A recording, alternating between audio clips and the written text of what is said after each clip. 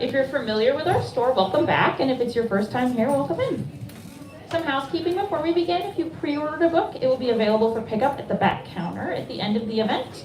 But if you didn't pre-order a book, no need to panic. We have so many copies there for your purchase. You can buy as many as you like. And just so you know, tonight's event is being live streamed on YouTube from our iPad over here. We try to keep audience members out of frame as a rule, but if you don't want to be in the live stream, just don't walk in front of the iPad. You should be good. Our moderator this evening is Amy Hoffman. Amy is the author of the novels Dot and Ralphie and The Off-Season, and the memoirs Lies About My Family, An Army of Ex-Lovers, and Hospital Time. Formerly the editor-in-chief of Women's Review of Books, she currently teaches writing at Emerson College and in the Solstice Low Residency MFA program. Her writing has appeared in the Boston Review, the Gay and Lesbian Review, and other publications. Thanks so much for bringing your expertise to tonight's event. Of course, our author this evening is Barbara Ridley. Barbara is the author of When It's Over, winner of the IBPA Benjamin Franklin Silver Medal Historical Fiction. She was born in Sussex, England, and lived much of her life in London. Before turning to creative writing, she worked for many years as a spinal cord injury nurse practitioner. Now retired from her day job, she is focusing on her writing. She lives with her wife in California. Tonight we are here to celebrate the release of her new book, Unswerving. Unswerving follows the story of Dave, a woman learning to come to terms with the challenges she faces after recent paralysis in a car accident.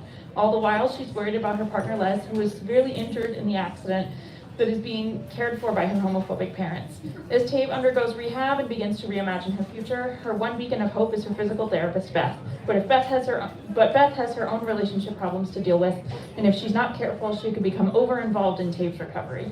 Ultimately, Unswerving tells a realistic but not heroic story of healing, love, loss, and queer identity, challenging readers' preconceived notions of disability, limitations, and the inevitability of fate. I'm so excited for tonight's conversation. Please join me in welcoming Amy Hoffman and Barbara Ridley.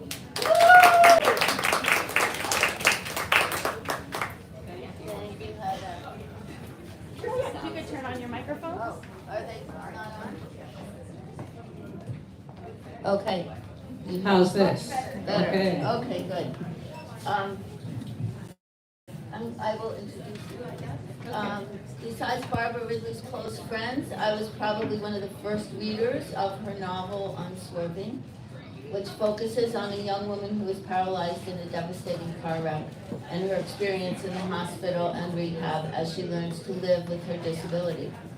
I don't know how many of you know anything about the process of publishing a book, but especially with a university press like University of Wisconsin, which published Unswerving and also 2 novels by me.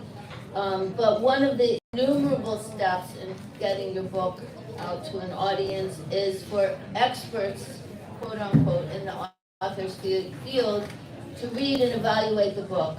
I'm not an expert like Barbara, who worked for many years as a spinal cord injury nurse practitioner. I'm just a novelist, and because of that dubious distinction, I was asked to read Barbara's manuscript. I'm so glad that I had the opportunity. I was immediately absorbed in this book with its gripping scenarios and well-drawn characters.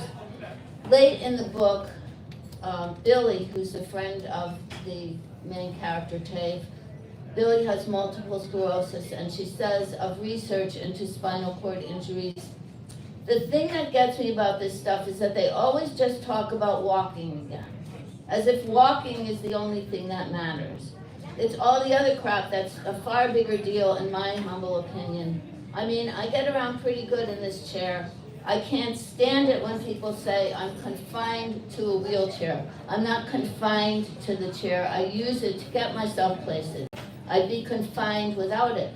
But if someone comes up with a full cure, and it's a cure for all the bladder and bowel issues I deal with, now you're talking.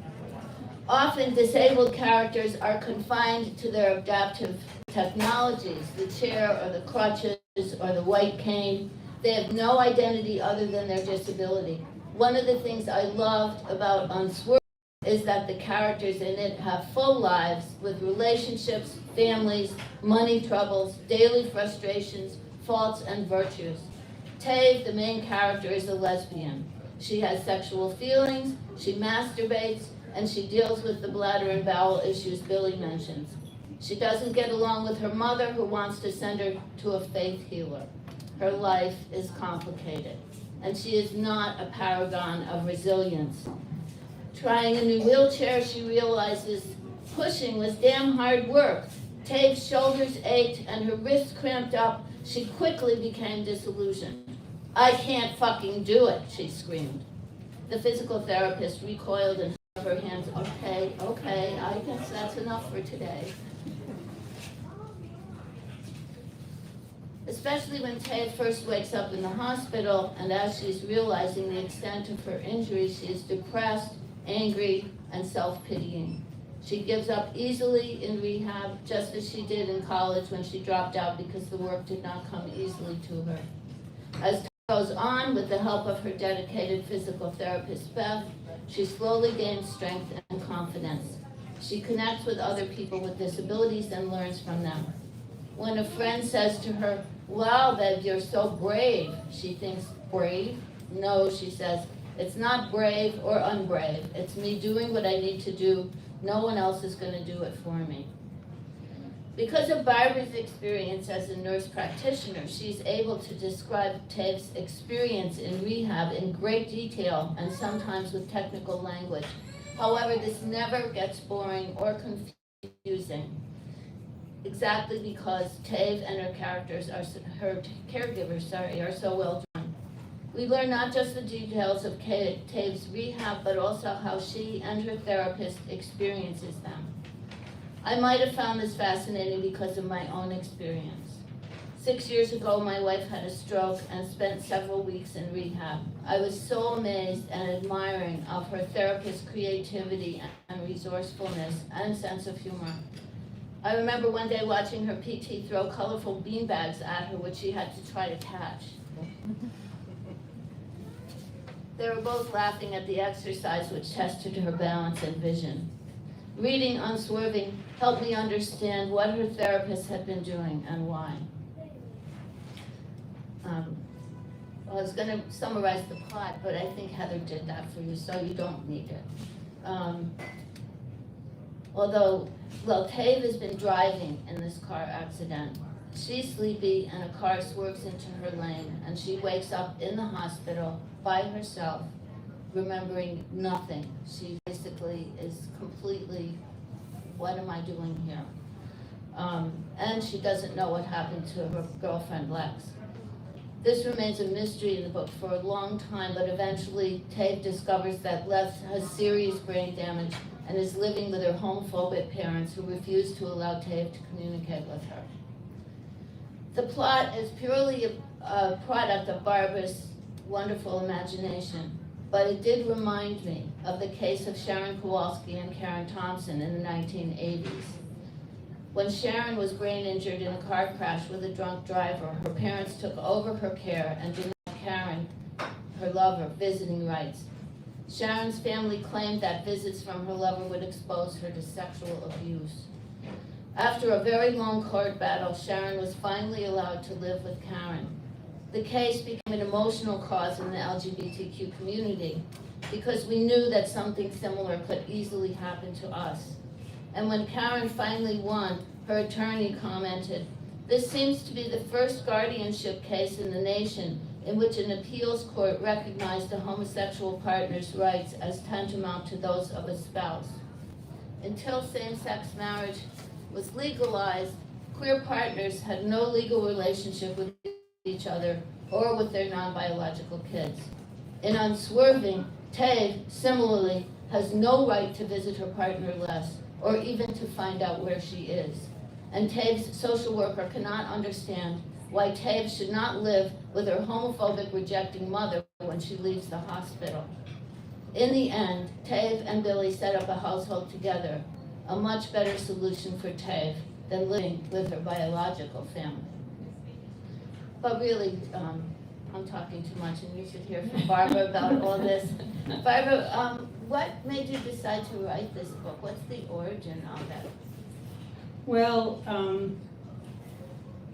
I never knew I was going to be a fiction writer. I kind of stumbled into that sort of by accident, if you will, because my first novel, which is set in Europe in World War II, was inspired by my mother's story. She was a refugee from the Holocaust. And it was after she died that I felt I wanted to find a way to preserve her remarkable story. And I loved fiction, so I thought, well, all right. And also there were pieces of the story that I could never really find out exactly what happened, so I thought I'm not going to be able to write this as non-fiction. So this will be easy, I'll just write it as fiction and make up what I don't know. Was it easy? Well, of course, I found out that writing fiction is far from easy. So it took me 10 years, but I did finally write that novel, and it was published. But then I discovered that I just had the bug, and I wanted to keep on writing. And I have written some short stories and some short memoir pieces that have been published. And when I first started, I thought maybe this was going to be some linked short stories. I really wasn't sure. I wrote the first chapter, but then somehow this character, Tave, who just came to me in the mysterious way that our fictional characters come to us, Tave just sort of wanted the whole novel to herself. So I was off and running, well, not exactly running, because as I say, it took me several years, but I was off and plodding and stumbling my way through, and eventually figured out how to shape this novel. And I guess, I mean, in the process, I mean, as I say, my first novel is completely different, historical fiction set in Europe 60, 70 years ago. I felt that I wanted to write fiction that would have a character with a disability, that would be a realistic but positive portrayal of disability, because I felt, as you mentioned, I mean, I'd worked in spinal cord injury and physical rehab for many, many years, and when I looked around at what was out there in terms of fiction, in books or in movies, I found the depictions of characters with disabilities were sorely lacking. That typically, if you have a character with a disability, they either have to get cured or they have to kill themselves. But there's no... Yes, it's actually, there are some definite parallels with the early lesbian fiction, for sure, where their lesbian would either be converted to heterosexuality or would kill herself, or somebody else would kill her. So there were definitely some similarities there. And, you know, so I was actually focused just on having a character with a disability, and then I wanted to, I think that even if you get fairly decent representation of characters with disabilities in movies or fiction, they tend to be just one character. There's not a community, there's not a range of people with different disabilities with their own agencies interacting with each other. So I definitely wanted my novel to reflect that. And you know, I worked for years in rehabilitation nursing, and to me it was a wonderful field, but it was a field that most people don't know very much about. If I would run into someone at a party, oh, what do you do? Oh, you know, I work with people who've had injuries like spinal cord injury. The reaction 9 times out of 10 was, ooh, and that must be really depressing. And it wasn't depressing. I mean, it was hard, and we were, you know, face to face with tragedy and the great range of ways in which people respond to that kind of huge change in their lives. But, you know, we were a fantastic team of skilled professionals, as you sort of alluded to, your experience. And we worked together, and we got to see people go from, much as Tave in this novel, you know, in the first chapter, she's utterly bewildered and despondent and overwhelmed, and we got to help people through a journey to finding a new way to thrive.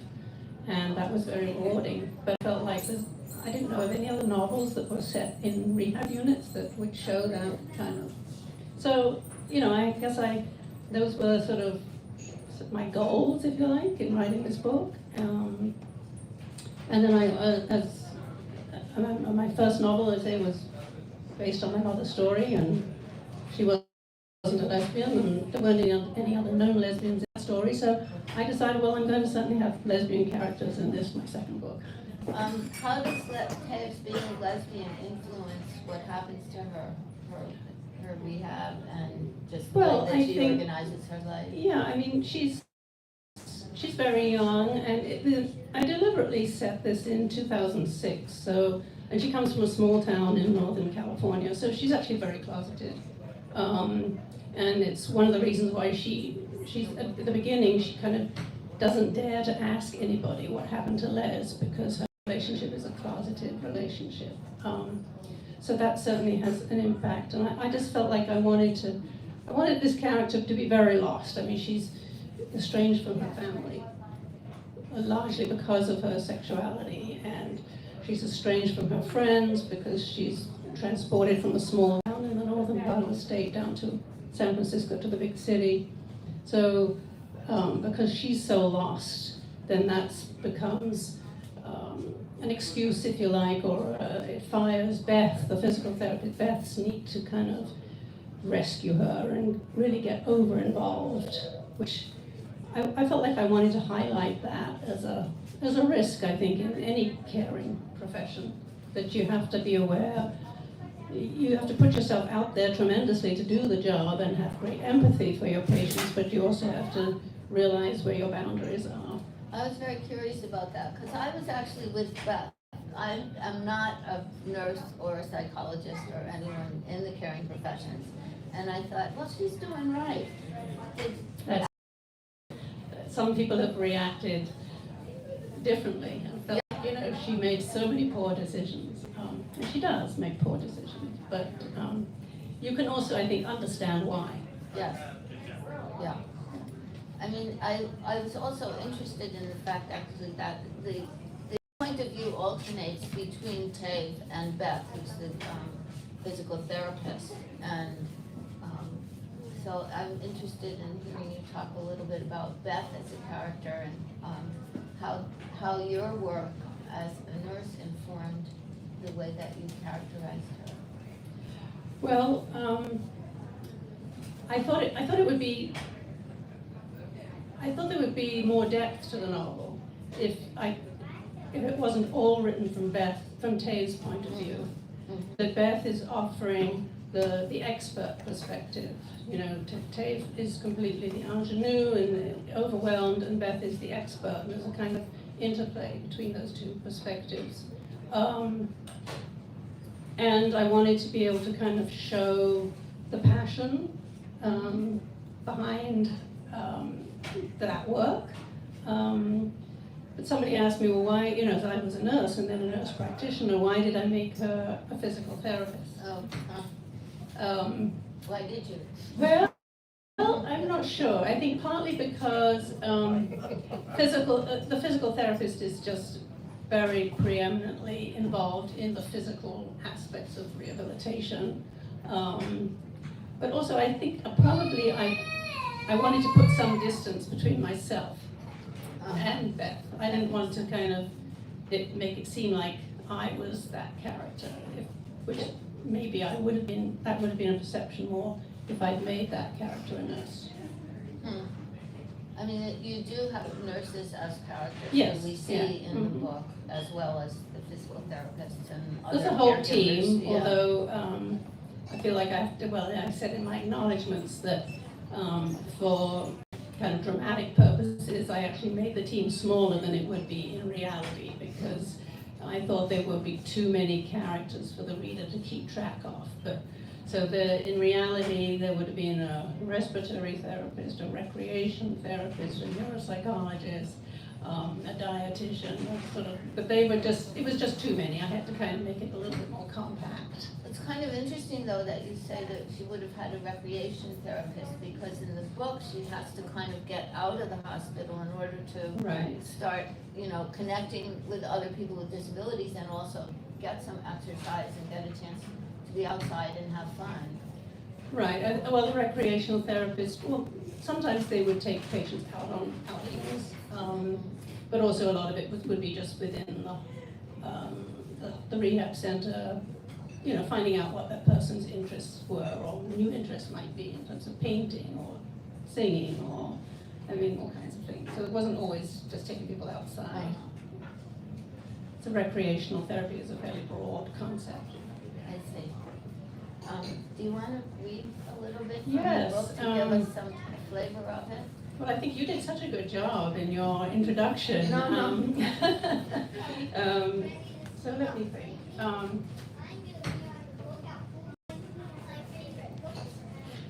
You know, I usually read first a section from Tave's point of view, but I think I'm going to read this section first, which is from Beth's point of view, as we've been talking about Beth.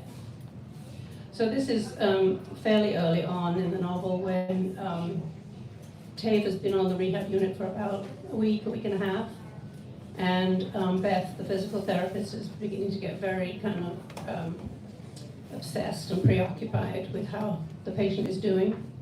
And she comes home to Katie, her girlfriend, in this scene that just before this, the day before, she had come home and discovered a note from Katie saying she was going out with some friends, and there were some empty beer bottles in the sink, and Katie got home very late, and Beth went off to work very early, and they've not spoken since. She found Katie home, sitting on the couch, dressed in yoga pants and tank top, her face hidden behind the new issue of Outside magazine. Beth froze in the doorway. "You didn't go to work?" "I called in sick. Hangover, I suppose." "Yeah, I had a wicked headache." Surprise, surprise. Oh my God, Beth thought. Calling in sick, the first week on the job. She threw her backpack onto the floor and sat on the beanbag chair opposite Katie, who kept her focus on her magazine. Her long legs sprawled in front of her. She was bigger and stronger than Beth, with a deceptively petite face and pert little nose that always seemed at odds with her solid frame, as if she were cobbled together from remnants at a thrift store.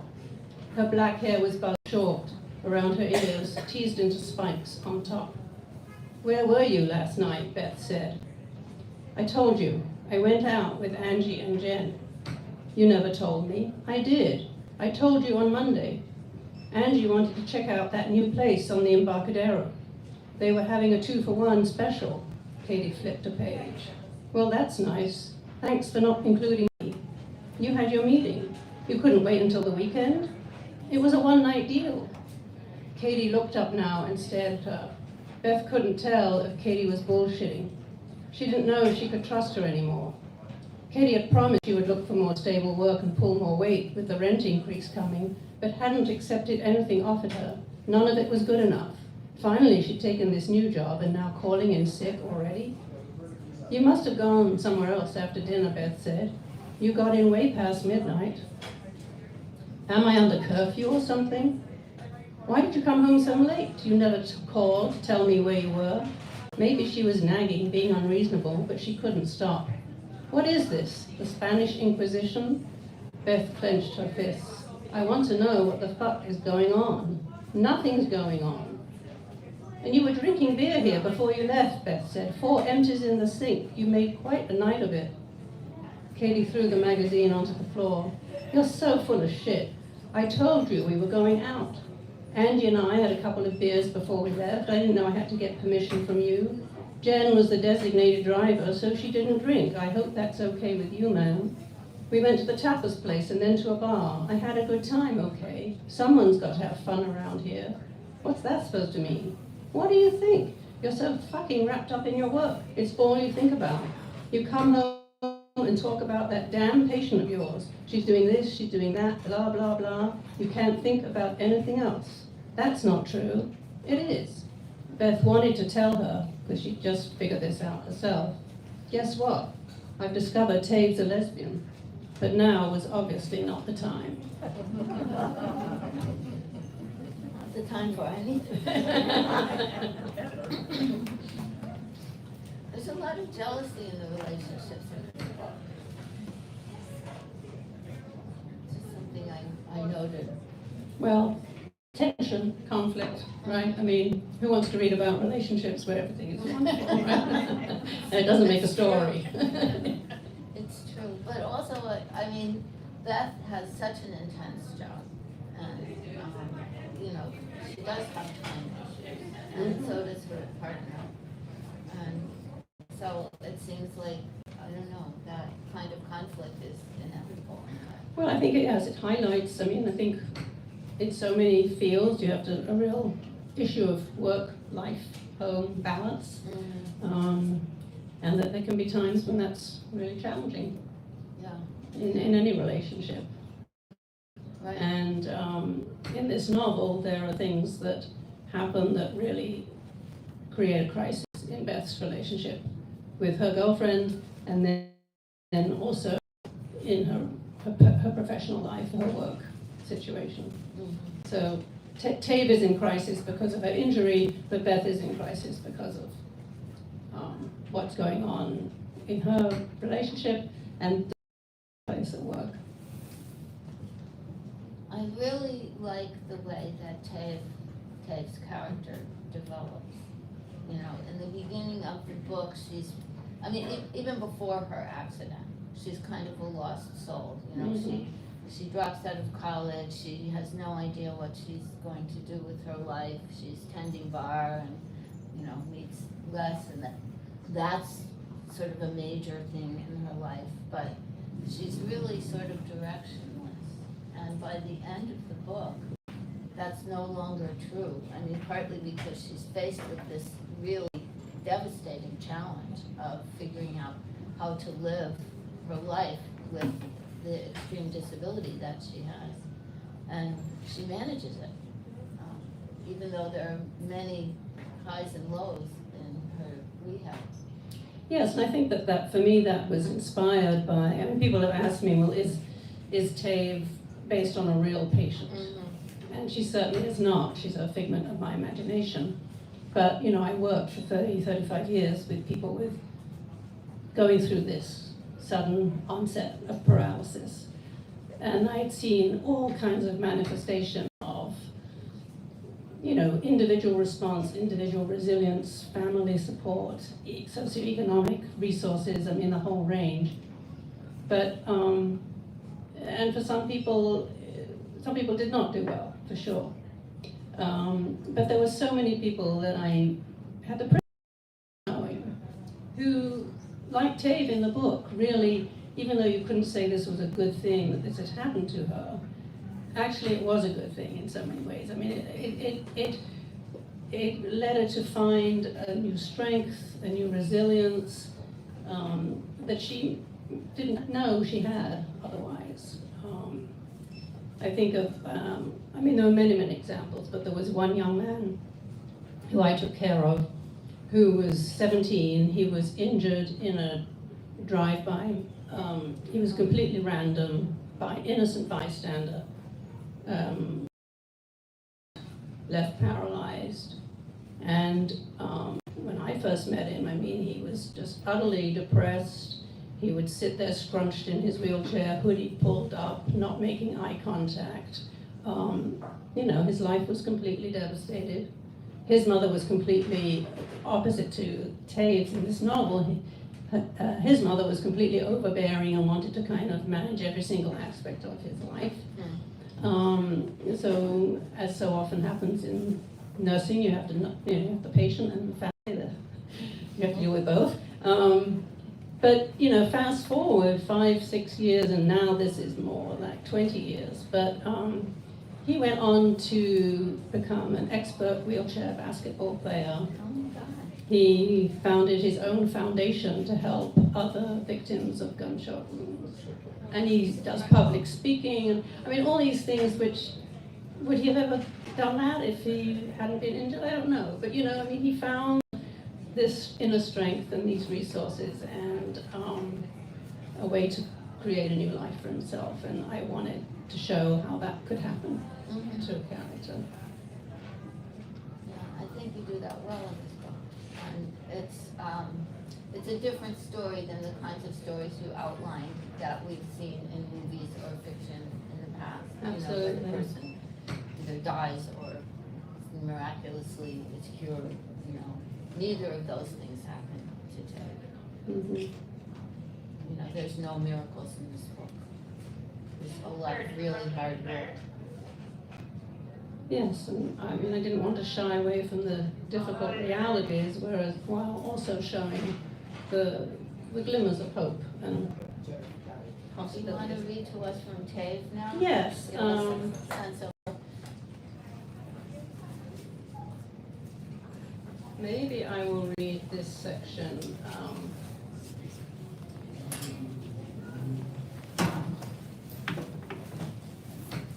So one of the ways in which one of the ways she discovers joy, new joy in her life, is through hand cycling. And this is when she first experiences this, when she's still in the hospital. Beth takes her out for the day to go to the rec center where they have adaptive cycling.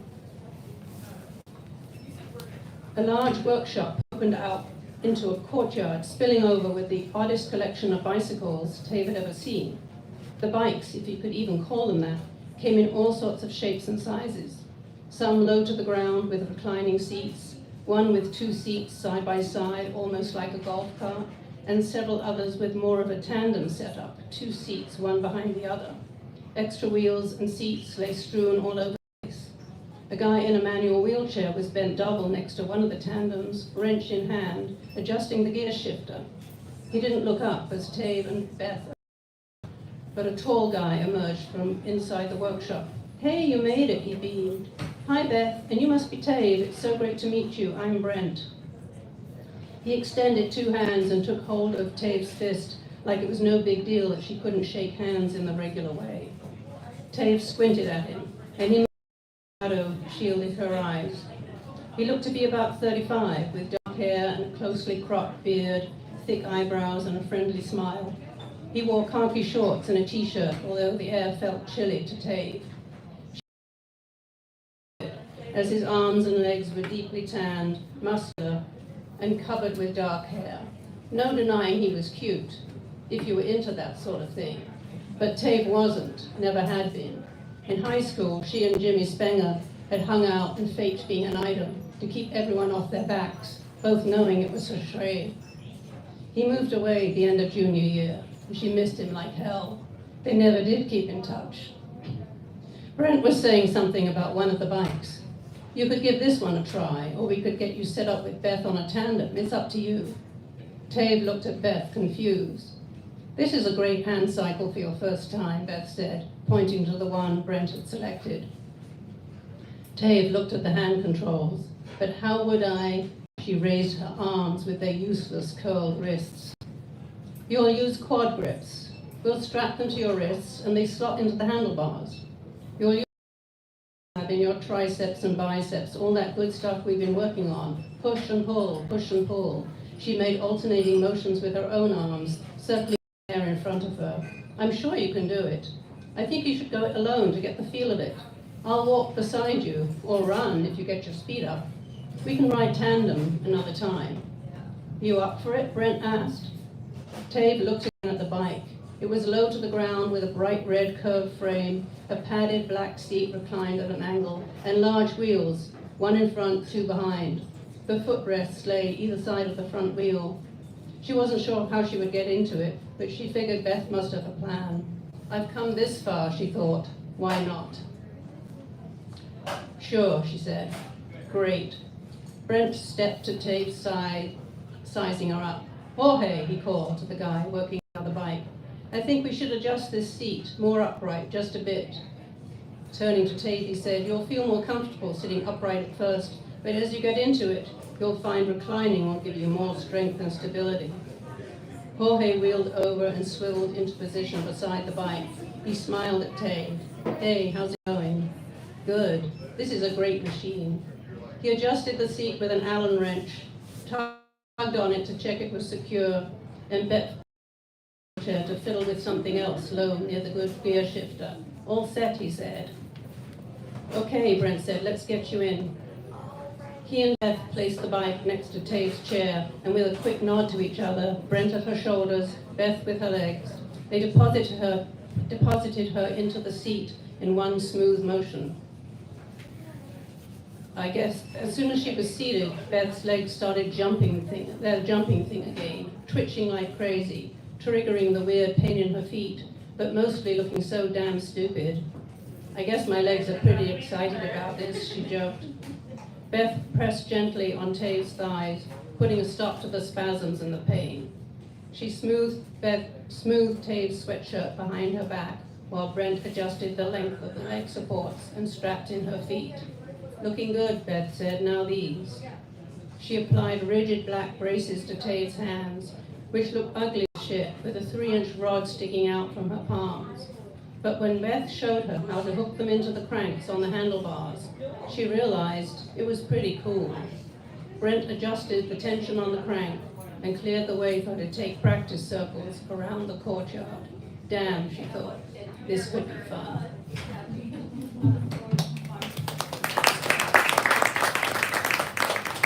Thank you so much.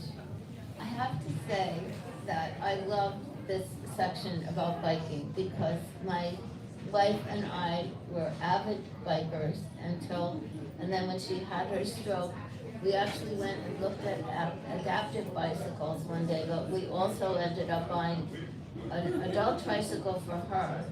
And she has a visual disability. She would ride in front and I would ride in back of her and yell the whole time and tell her what was. How'd that work out? It worked out great. We had a really good time. It's really hard to ride the bike. Her bike. It's very heavy and she's kind of tired of it, but we had a good time with it.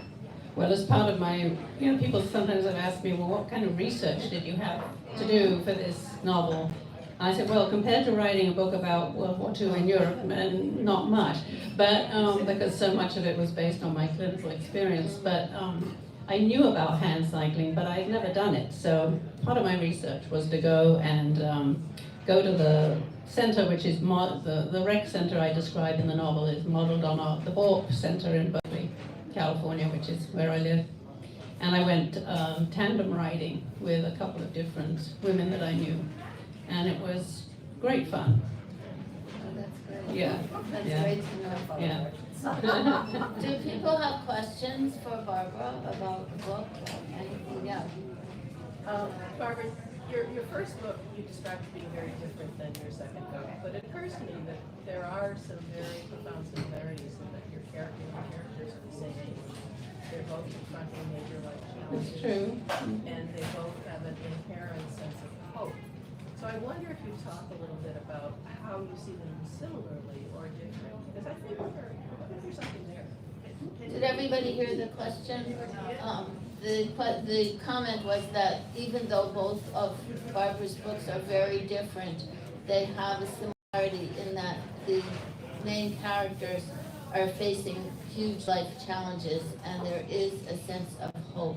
And can you talk about those similarities? Yeah, I mean, I guess that's true. I hadn't really thought about that, but I guess I am basically very much a glass half full kind of person.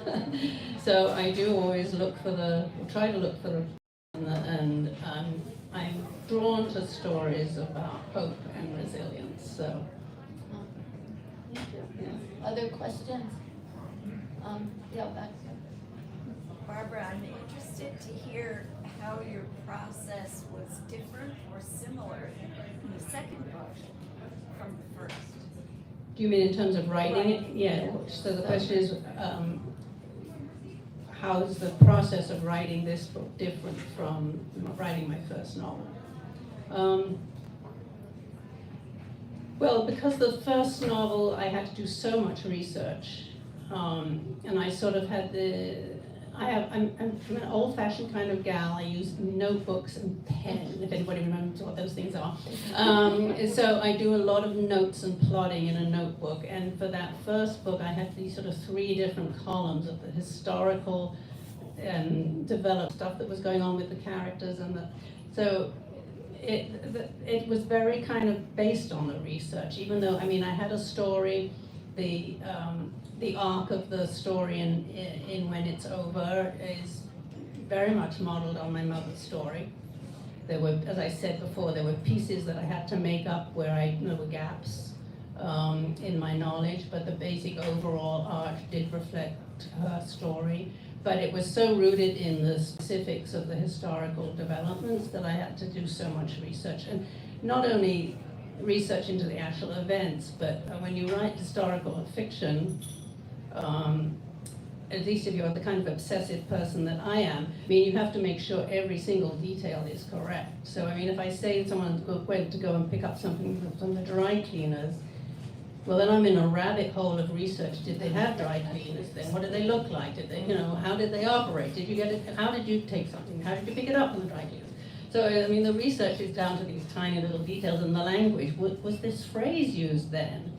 And part of the research would be the usual Googling and reading fiction, non-fiction set in that time period, watching movies set in that time period. So I thought the first one was so much more research-based. And this one was so much more, I just knew it because I'd lived in this world as a clinician for so many years. Although you did go, it was your career, but you did go hand cycling. I did go hand cycling. And I did, I'm not a physical therapist, so I wrote it from the secondary character as a physical therapist, and I worked a lot with physical therapists, and as a nurse practitioner, I did a lot of my own physical assessments on patients, but I did, after I had completed the novel, I wanted to make sure that I got that right, so I took all the physical therapy assessment pieces and sent it to a physical therapist friend of mine and said, is this okay? Did I make any big boo-boos? And she said, no, you're good to go. That's a reassuring. Other questions? There is one more thing. There is a kind of small subplot around compensation and legal liability and personal injury law, which I was very ignorant about. So I had to do a lot of research, and I also had to I ran it by, I had a lot of discussions with 2 friends who were personal injury lawyers in California, because of course every state is different. Yeah. So if we're telling the story through alternating perspectives, what was your process about that? Like, did you write Beth's story in one notebook and like map out all your plot points and then write tapes and then like weave them together? Or was it, did it come out naturally like a conversation? It came out more naturally, alternating points of view. But in my notebooks, I might have like you're supposed to, they say you're supposed to do this, and I have to say, I do this in a somewhat piecemeal fashion, or when I'm feeling stuck. They say you're supposed to know everything about your character, what they eat for breakfast, and what their childhood was like, and what they dream about, and everything. Even if that doesn't make it into the novel, you're supposed to know all this. And I would sometimes when I felt stuck, and I felt more stuck around Beth's character, so that I would write long sections in my notebook about Beth to try and get her right. I have to say, when you say they say that you should do this, I think it was Somerset Maugham said, there are 3 rules for writing a novel. Unfortunately, nobody knows what they are. So I'm true. skeptical about what they say. Yes. Every writer needs to discover her own process.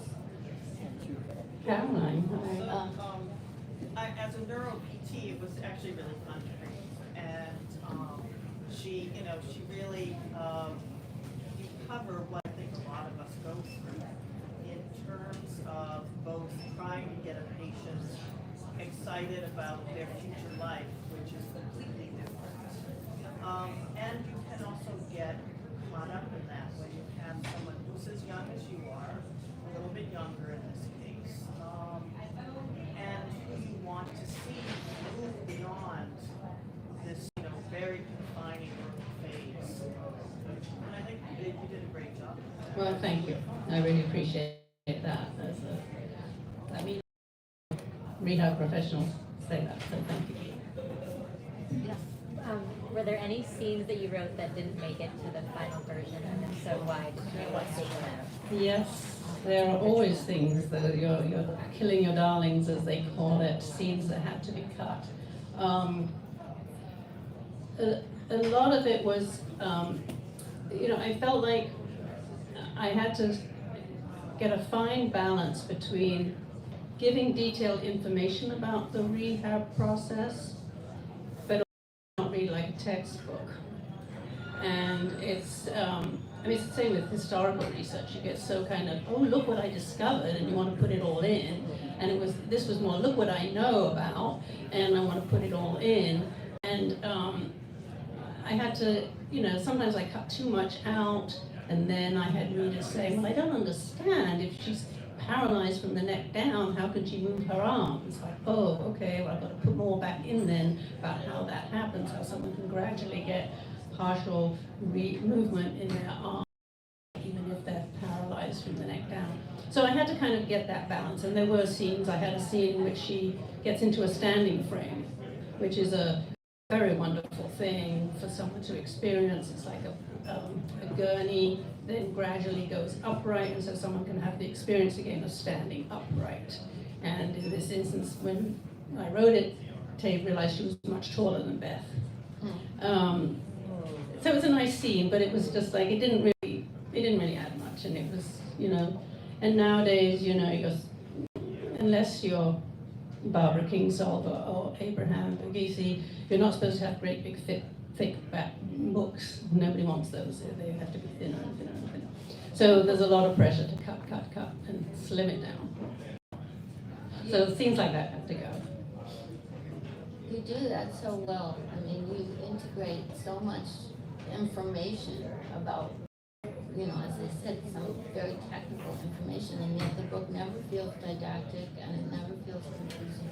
Well, thank you. I mean, that's certainly what I was aiming for, but it was hard to get that right balance. But I'm glad that you feel like I achieved that. Thank you. Other questions? Something that like Tave and Lex have in common is both they're not really super out to their families. They're both sets of parents are homophobic.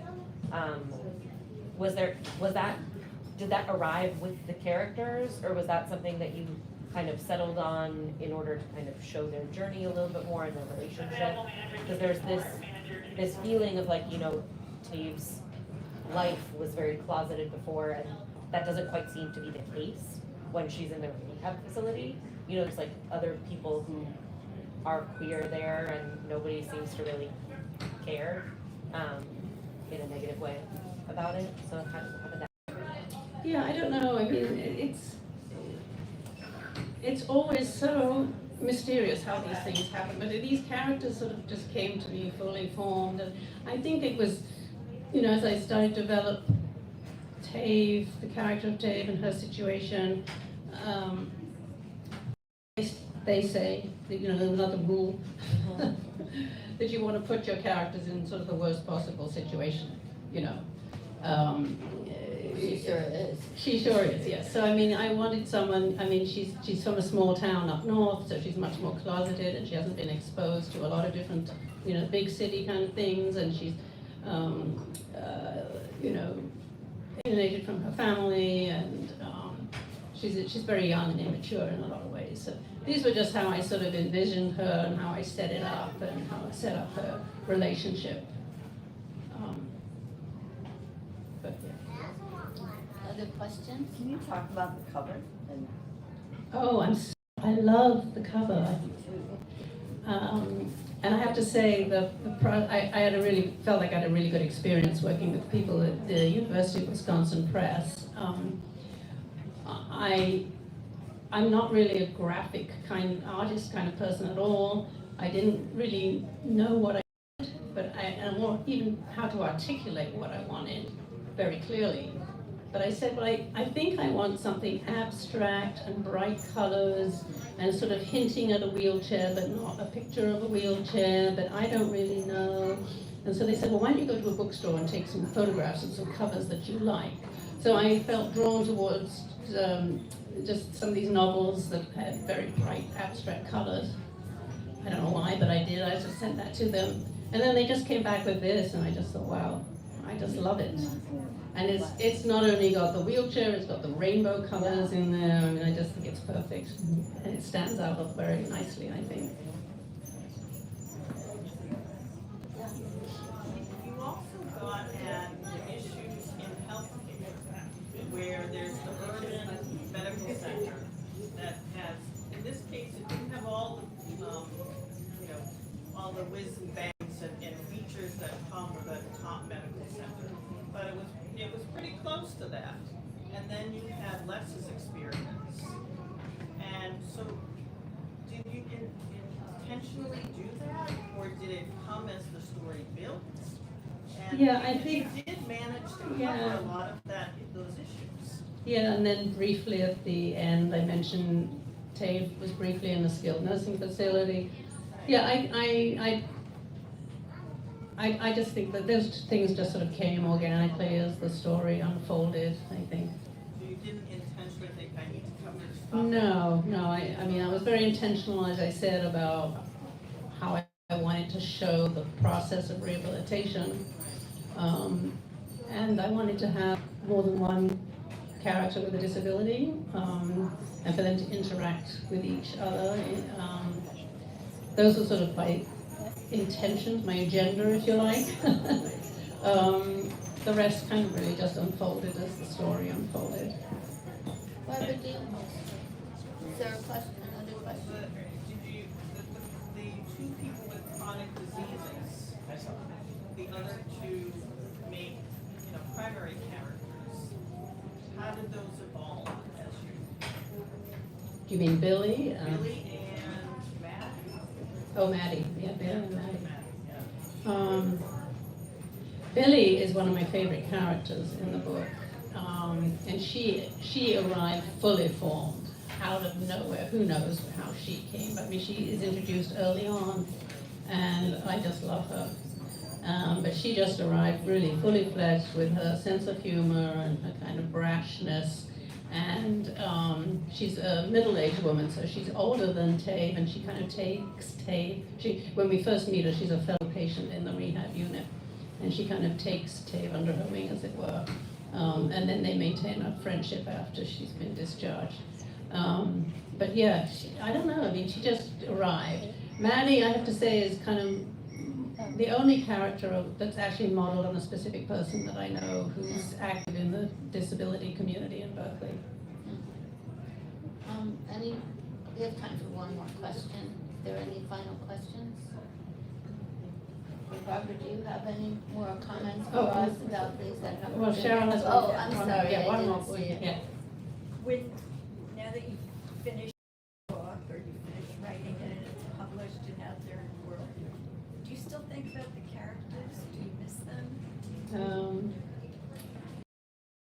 I mean, it's been interesting because, when you write a book and you finish it, and it takes a long time to get it out in the world. You've got to find someone who's interested enough to publish it, and then they want to make changes, and then it goes through, and then it's a long process. So it was way back behind me in the past until I now start kind of reading from it and talking to people about it, and it comes to life for me again now through this process, which is nice because I had to put it behind me and I'm working on something else that I'm focusing on now. So, but doing this kind of these events brings it out into very much alive again, and the character's alive for me. So you're working on another book? I am, yes. Can you talk about that? Yes, it's, I'm bubbling along through it, I would say. And again, I feel like I have much less idea of where this is going than I did with either of my first two novels. But it's about a group of people, mainly lesbians, but other non-lesbians, who get stuck in a mountain, in the mountains, in a cabin in the mountains in a big snowstorm. That's all I know about it so far. Do you have any final thoughts for us? Well, I'm just so grateful to you all for coming out. It's very scary to come 3,000 miles and plop myself in a bookstore and wonder if anybody's going to show up. So very nice to see all these seats filled. I appreciate it. And thank you so much, and thank you for your lovely questions. Thank you. Thank Thank you, Barbara. Thank you for your work. Well, and thank you to Amy, wonderful questions, and thank you so much for this wonderful bookstore, for being here and for hosting events.